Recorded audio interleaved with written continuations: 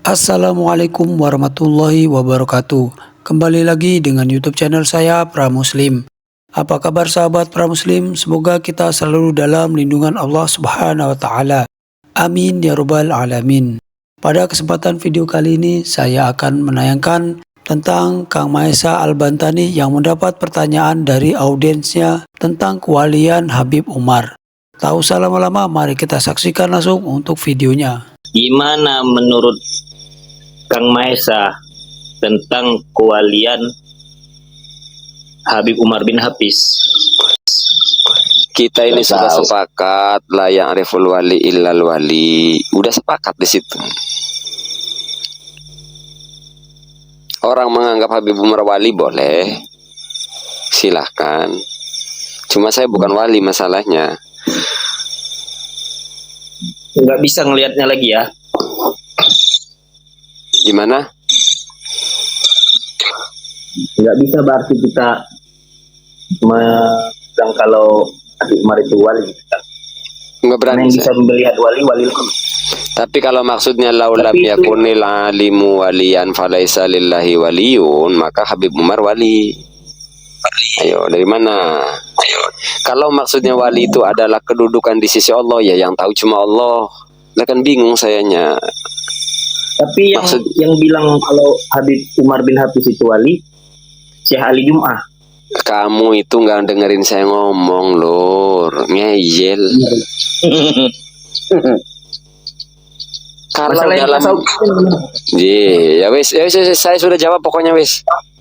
Kok ngeyel ya kamu itu dijawab? Nggak ngeyel kan? Saya perlu sama Kang Maesa. Kita ini bahkan sudah ngasih jawaban secara tafsil loh. Tidak hanya satu jawaban, kita tafsir. Kalau maksudnya adalah konteksnya tiga imam kita ya. Laulam itu kan ucapan tiga imam, Abu Hanifah, Imam Syafi'i, Imam Ahmad bin Hambal. Laulam yakunil alimu waliyan falaisa lillahi waliyun, maka Habib Umar bin Hafiz wali. Guru Ahmad juga wali, Ustaz Abdul Somad wali, Buya Yahya wali, Gus Baha wali. Kalau maksudnya la ya'riful wali ilal wali, wali kekasih Allah, suatu makom di sisi Allah, ya yang tahu ya Allah, tanyanya ke Allah, jangan ke saya. Ya suka-suka. Gitu Kang Jaya. Ya, sekarang makom Habib Umar bin Hafiz itu siapa, walitah atau bukan? Maksud wali khusus ini ya. Nah, toh itu tidak akan memberikan manfaat kepada publik.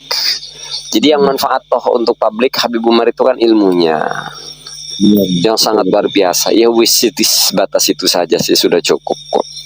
Toh lagi ya, pangkat kewalian itu tidak melebihi pangkat ulama. Lagi ngapain ngeributin wali, mempertanyakan wali, membahas kewalian? Wong ulama itu sendiri pangkatnya di atas wali. Ngapain? Jadi kalau orang sudah alim, sudah amil, masih ngejar pangkat kewalian atau masih membahas kewaliannya, lalu orang tersebut mau turun pangkat namanya. Sepakat tidak di sini bahwa ulama itu kedudukannya lebih tinggi daripada wali? Sudah sepakat belum nih? Sepakat. Ya terus ngapain ngeributin wali? Jadi kayak begini. Apalagi beliau plus kan zuriat Nabi ya. Jadi kayak begini. Maksudnya begini. Kita ini sedang berbicara Raffi Ahmad. Raffi Ahmad itu sudah punya Lamborghini, bukan tidak hanya satu, BMW. Kenapa masih ngebahas Raffi Ahmad itu hebat, mobilnya Fortuner? Lah udah kelewat Fortuner mah, gitu loh. Ayolah berbicara tuh yang bersifat keilmuan, sesuatu yang bermanfaat untuk publik. Mau Habib Umar wali atau bukan itu tuh gak berpenting buat publik dan buat umat. Cuma ada konsekuensi di sini. Khawatir wali itu kan punya konsep mahfuz. Ini kita bicara secara umum ya, jangan Habib Umar lah. Kita bahas semuanya. Ketika sudah digelari wali, maka ada konsekuensi yang mengikat, mahfuz. Khawatir orang itu keceplosan diterima sebagai sebuah kebenaran. Itu ngerinya. Sementara ulama, walaupun derajatnya tinggi, tetap masih berpotensi salah.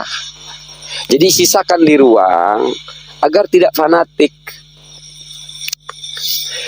Alhasil, maka kemarin kita sampaikan secara umum, enggak dari Dzurriyyah Wali Songo, enggak dari habaib, tokoh-tokoh besar ini banyak diceritakan berlebihan, kayak Fakih Muqaddam, kayak Syekh Abdul Qadir Jailani.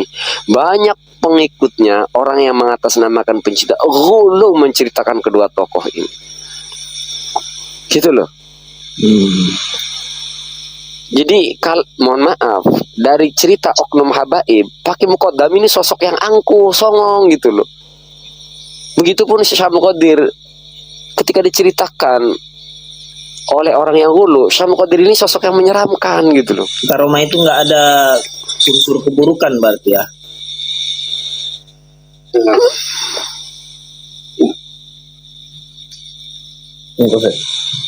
Karomah. Saya kira pertanyaan itu kurang tepat, Mang Jai. Ada nggak? Iya jelas, artinya itu sesuatu yang tidak layak dipertanyakan.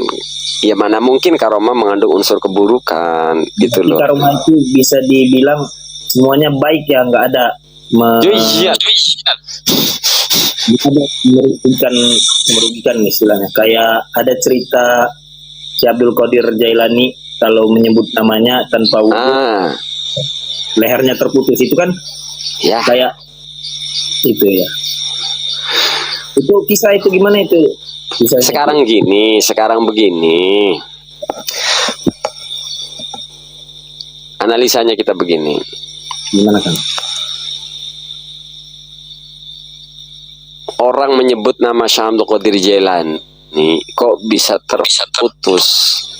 Jadi di sini kita menemukan ada hukum yang benar-benar prinsipil,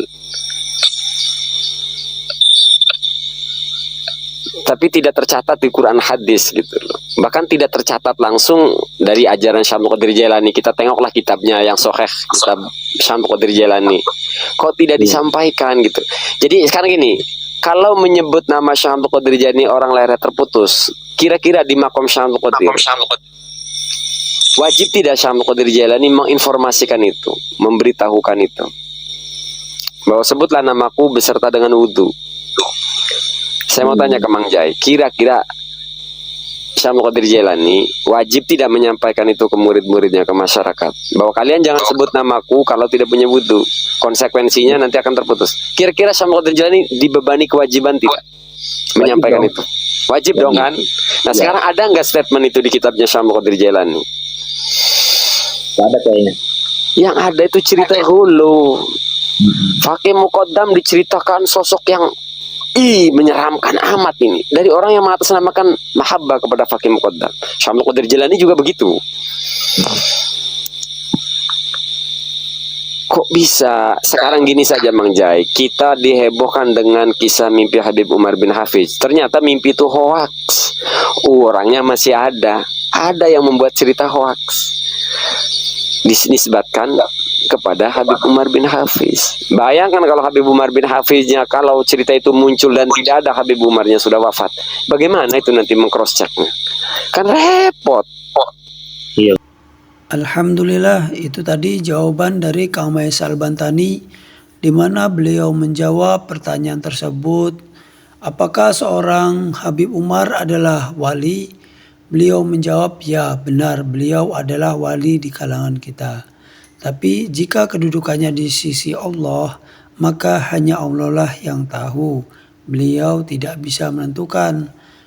Jadi kesimpulannya adalah walaupun itu siapa, walaupun itu wali ataupun ulama, yang penting adalah ilmunya yang bermanfaat, yang membawa kita dalam ketaatan kepada Allah Subhanahu wa taala. Seperti di dalam hadis Rasulullah Shallallahu alaihi wasallam, beliau bersabda, sesungguhnya orang-orang yang paling utama di sisiku adalah orang-orang yang bertakwa, siapapun dan dimanapun mereka. Mungkin sampai di sini saja untuk video kali ini. Semoga menjadi ilmu yang bermanfaat untuk kita semua. Dan apabila ada masukan ataupun saran, bisa kita diskusikan di dalam kolom komentar. Saya akhiri. Assalamualaikum warahmatullahi wabarakatuh.